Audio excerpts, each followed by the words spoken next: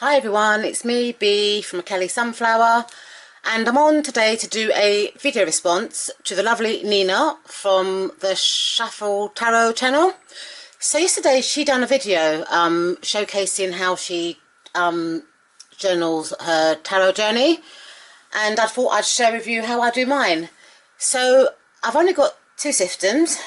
The first one is this, which is a tarot tracker, and I use this for my daily draws and Instagram challenges. And the second system that I use is this. This is a work in progress system, and I tend to use this more for reference and information. So let's start off with the tarot tracker. So this one here is called Tarot Tracker, a year-long journey, and it's written by Angelo Nissos, and it's published by Schiffer. So I've kind of like tweaked it a bit, so let's show you what I've done. So I've kind of like spoke about tarot astrology, so I've linked it to the astrological signs. So for example, Aries is the Emperor, Taurus is the Hierophant, and so on and so forth. For the Emperor, I've put a little bit of a blurb here where I've said you're very decisive and ambitious and not afraid to rock the boat. You use your authority and powers to achieve your goals. So I've continued that actually onto the back page because it wasn't enough to put on the front page. And then here I've just kind of like outlined the suits in the tarot. So for example, cups, the element is water, and it's about emotions, creativity, intuition and relationships. And when I've said that it's the zodiac signs for that are Scorpio, Cancer and Pisces, and the tarot card for that is the moon. So I've done that for each of the suits, for pentacles, swords and wands. I've also spoke about numerology here as well. So here I've got a picture of a deck interview spread, which I got from the lovely Katey Flowers webpage, which is kateyflowers.com. I'll try and link it in the description bar. And I tend to use this to interview my decks when I first start working with them. And then just a bit of a blurb here about the tarot tracker and stuff. So here it shows you how to work out your card for the year. So my one was number 10, which is the Wheel of Fortune for the year 2019. Now originally I intended to use this deck at the beginning of the year, January, but I started the 31 Days of Tarot challenge and for the month of January, and I just got sidetracked. So I didn't actually start this journal until the 1st of March 2019. Got a little sticker there of the Wheel of Fortune. I intend to use this side in 2020 because I've still got 2 months left at the start of a year before I get my new one. And I've written here what I believe the Wheel of Fortune means. So I've said here that I believe that things will change for the better. I will have a phase of good luck, and I am entering another phase or cycle in my life. There also may be changes for me this year. And then I think here just gives you references for your year card. But I just done mine through intuition. Okay, so here it's a meaning tracker, and what I've done here is I've numbered each card, and I've only used the upright meanings here. So I've done that for each of the 78 cards in the deck.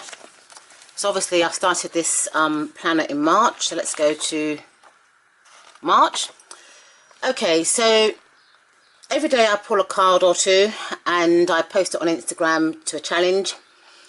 And let's first of all talk about the Instagram challenges.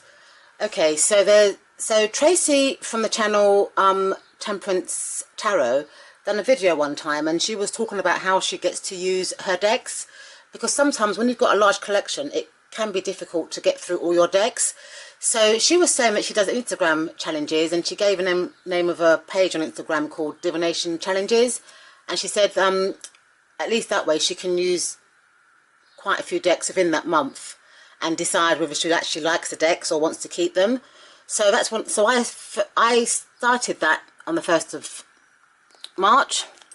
The first challenge I ever done was called Tarot for Growth Challenge by Bojo Witch. And so what I done, I wrote the day here, Friday, and then obviously it's got the day and the month, but I put the year in as well because this is a 2019-2020 journal. And when I ticked here the card of the day and what I want to learn for today, for this particular challenge, I used a deck called Wild Woman Awakens Oracle, and I like to put the name of the deck that I use in here so that in future, if I want to look back on this journal, I can actually locate the card and the deck for reflection. And then I put the name of the card that I used as well. Underneath that, I put how the card answered the question. And then at the bottom, you know, I ticked reflection for the day and what lessons I've learned. And I've just outlined here the advice of the card, or, you know, what I got from that reading. I don't do night readings, by the way. So I've done that for every day of March.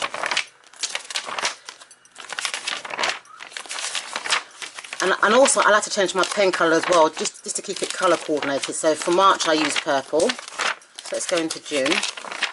So for June I used pink. And the Instagram challenge that I done for June was called April Fool's Journey challenge, and it was by someone called Taylor Johnson. Again, I just wrote the day. I didn't write the year in this time, but at the top I selected the card, I answered the question, and then at the end I done my perception or advice or reflections. And for the month of April I used mainly the Dust to Onyx deck. You know, all the posts are on my Instagram page.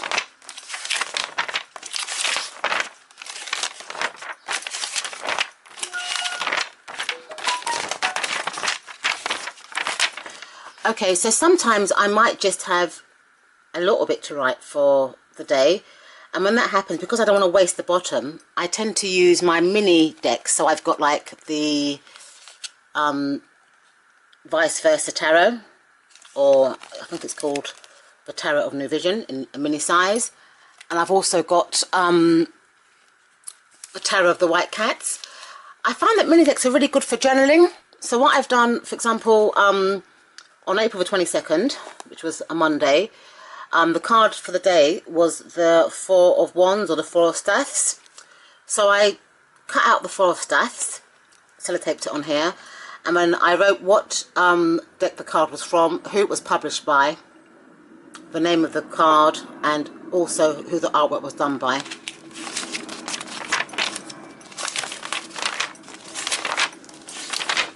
Okay, so for the month of May, I used blue, and the tarot challenge that I done then was Mystic Stars May challenge on Instagram, and the deck that I used for that challenge for the month was the Herbal Tarot. So again, I follow the same procedure: the question of the challenge, the day, the card of the day. I answered the question, and then I done my reflections at the end of the challenge.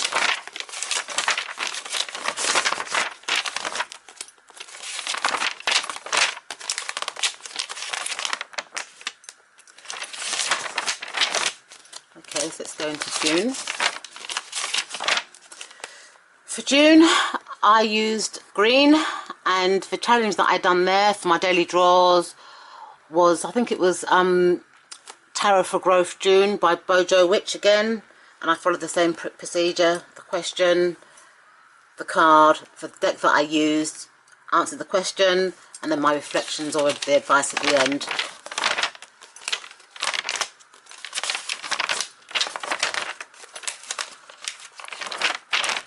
This is how I journal daily. And then let's go to July. So for this month, which is July, I'm using two decks. I'm using the Spirit Within Tarot and the Lorna Soul Tarot, and I'm doing another Bojo Witch Instagram challenge called Tarot Growth for July. So as you can see, I've journaled the 1st, 2nd, 3rd, 4th and 5th. Haven't done today's yet because I'm filming this video, but I will do that at the end of this filming. Okay, so let's go to the back of the book. Okay, so there's also like a New Year's resolution reading where you can just write down what cards you've got and your reflections on that. Then you can revisit the New Year reading if you feel like it. Okay, so there's a seasonal tracker. I think this is like a New Year reading. It's got it's a 9 card reading. I mean, you can enter the cards and stuff and do your blurb. I don't think there's enough space here because when it comes to my New Year readings, I like to actually lay the cards out. I do wish that this journal did have space to actually place cards. That's the only downfall of this journal for me. And then you've got the New Year's resolution reading. I mean, you can revisit your New Year's reading here as well and just write down, you know, how it went for you and stuff like that, presumably at the end of the year or mid-year. Then you've got your New Year's resolution reading revisited. I mean, you've got here your birthday spread. So my birthday's July the 27th, so I'm going to record my reading here. I think there's 10 questions there. Then you can revisit your birthday reading as well. I mean, this section here, I'm going to use to record reverse card meanings, because I actually read reversals, because to me reversals have a different meaning to upright meanings, but some people don't like to use reverse readings. I haven't actually completed this as yet. The only card that I've done so far is the Sun card, my favourite card, and I've just... Okay, so the Sun card to me means feeling completely comfortable in your own skin and not being afraid to show the world who you are.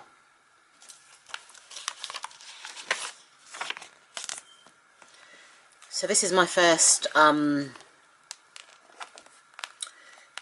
that I use for my daily journaling.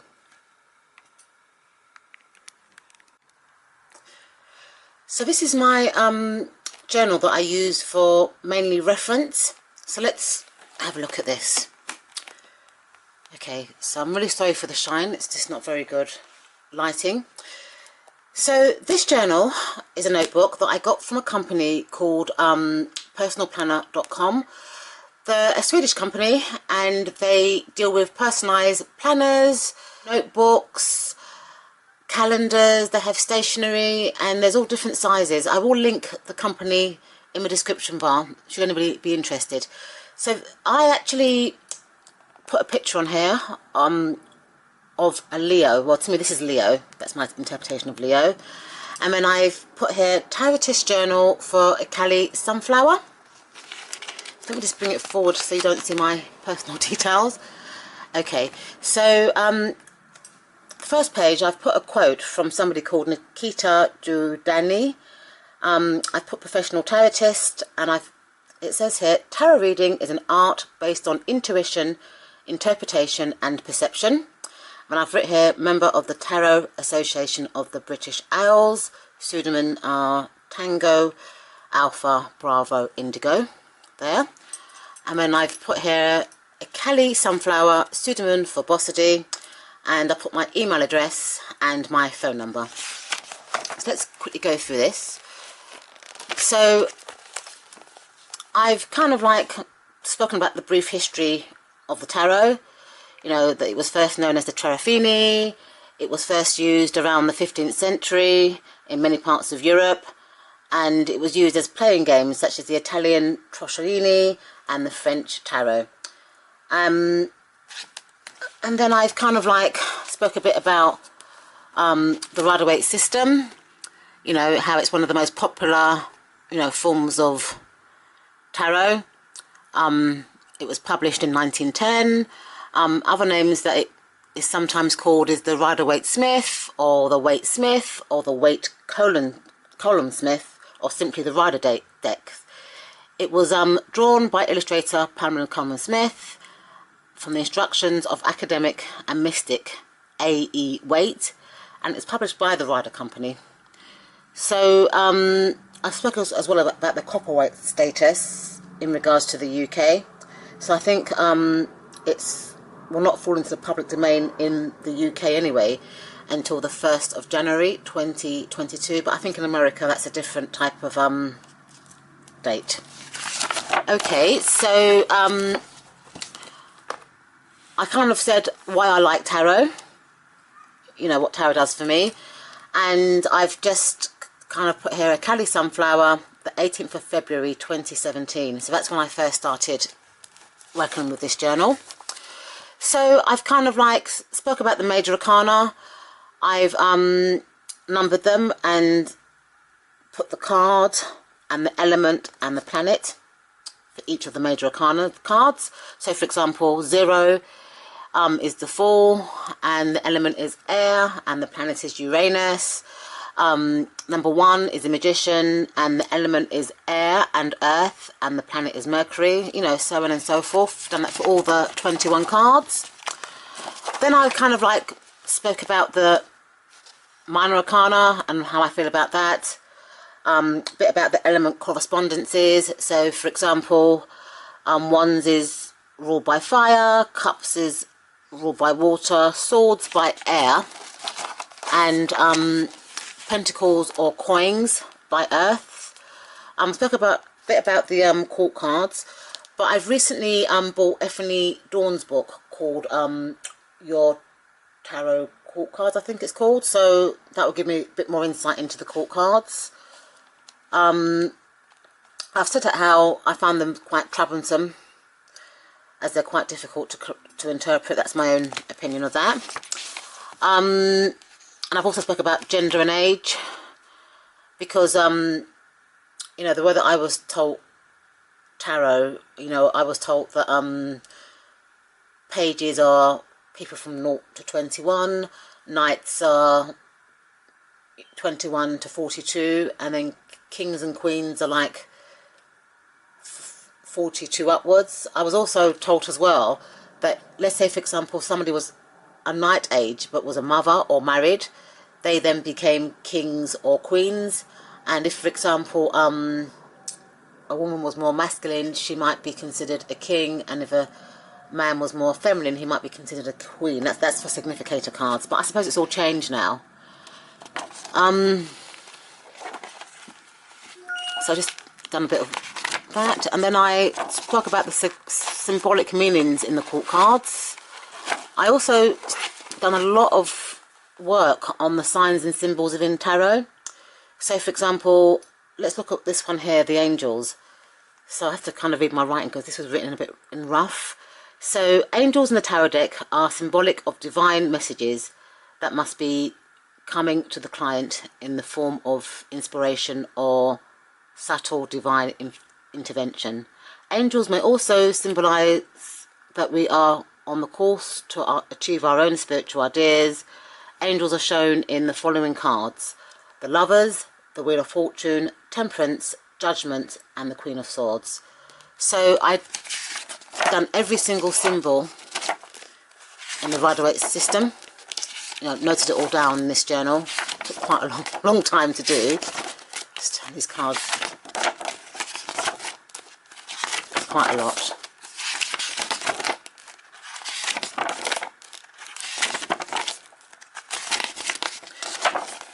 Okay, and then the last bit here, I spoke about the cards that are important to me, so, or my family. So for example, the Strength and Sun cards are important to me because the Strength card I tend to associate with Leo, which is my zodiac sign, and the Sun card because my name means born on a Sunday. The Sunflower is my favourite plant, and that looks towards the sun for energy. And Ikali is my father's ancestry home. It's in a part of Nigeria called Ondo State, and even Ondo State is nicknamed Sunshine State. And the tarot, other tarot cards that are important to me, or that I resonate with, is the Hierophant, because that's associated with Taurus, and both my children are Taurus. Temperance, because it's associated with Sagittarius, and my twin granddaughters and my father were both Sagittariuses. Justice, because it's associated to Libra, and my sister is a Libra. And the Lovers, because it's associated with Gemini, and my mother was a Gemini. So then, I done this for about, I think it's 14 cards up until Temperance. So what I done, I printed out a Rider-Waite-Smith card, put the number and the archetype, which is the Fool, and then I put a blurb on top. So for the Fool, I've said, someone wants what you have, go with your gut. And then I've numbered the card. I know that sometimes the Fool can be 21 in some decks, but I always associate it to 0. I've said that how it's an unnumbered card, and it's similar to the Joker in the conventional playing pack. To me, the Fool represents chaos and the unexpected. It is also the card of innocence and simple living. I've put the astrological association with it, so it's governed by air, which makes it as free as the wind, and it's also governed by Uranus, which is the most eccentric planet. I've said the upright and the reverse meaning. I spoke about the career. So for me, the Fool tends to be all about power plants, technology or electricity, and social media. For health, it's unforeseen health problems such as accidents and pregnancies and diseases that are out of control. And then I've spoke about the symbol, so I spoke about the dog,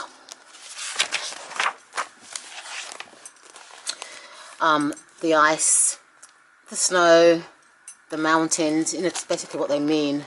The sun, the wreath of laurel, and the rose. And I think I've done this for, I think it's up to Temperance. Yeah, I think Temperance was the last card that I done. So originally when I first started doing this journal, I wanted to do Rider-Waite-Smith only, but I'm now interested in kind of like the Froth system and also the Golden Dawn, so I might do a journal for each of those systems as well. So thank you so much for watching, and I'll see you soon. Bye!